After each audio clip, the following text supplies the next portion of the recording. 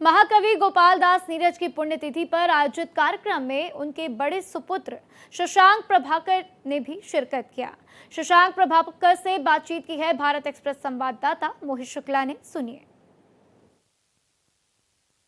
पद्मश्री गोपाल दास नीरज जी के बेटे शशांक प्रभाकर हमारे साथ हैं। एक बेहतरीन प्रोग्राम, एक रंगारंग प्रोग्राम, और कोशिश हमेशा से आपकी रहती है और साथ ही फाउंडेशन की रहती है कि एक ऐसा प्लेटफॉर्म दिया जाए जिस पे सभी कवियों को एक साथ लाया जाए। और एक बार फिर हम देख रहे हैं एक सफल आयोजन हुआ, क्या कहना चाहेंगे?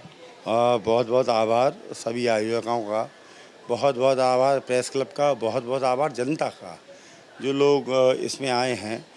हो क्या रहा है देश में मोहित भाई कि मुशायरे हों, लोग पहुंचते हैं, कवि सम्मेलन में भीड़ नदारत हो गई है। अब वहाँ कविता तो हो ही नहीं रही है, कविता के अलावा सब कुछ हो रहा है, तो भीड़ नदारत हो गई, भीड़ का इंटरेस्ट खो गया है इसमें से। लेकिन हमारी नीरज फाउंडेशन की कोशिश है कि जिस माहौल में नीरज साहब कविता पढ़ते थे, इतने बदनाम हुए हम तो इस ज़माने में, तुमको लग जाएंगी सदियां हमें बुलाने में। एक्चुअली ये है क्या, ये ना उर्दू है, ना हिंदी है, ना हिंदुस्तानी है। ये एक ऐसी ज़बान है जिसको आम हिंदुस्तानी बोलता है। नीरज उस ज़बान के कवि थे, और मेरी कोशिश है और हमारी नीरज फाउंडेशन की कोशिश है कि सभी लोग उनको आमंत्रित किया जाए जो कविता का बीज हमसे कहीं खो रहा है।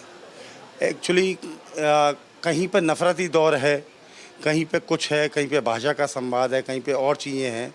और उस दौर में अगर हम कविता को ज़िंदा रख पाए तो मुझको लगता है कि ये एक भरसक प्रयास है हमारा, ये एक आंदोलन है हमारा उन लोगों से जो नफ़रती दिमाग लेके, नफ़रती सोच लेके अपने दिमाग में चल रहे हैं।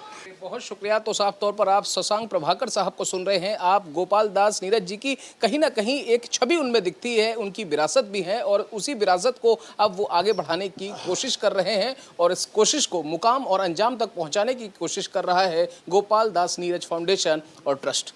दिल्ली से कैमरा पर्सन आलोक सक्सेना के साथ मैं मोहित शुक्ला, भारत एक्सप्रेस।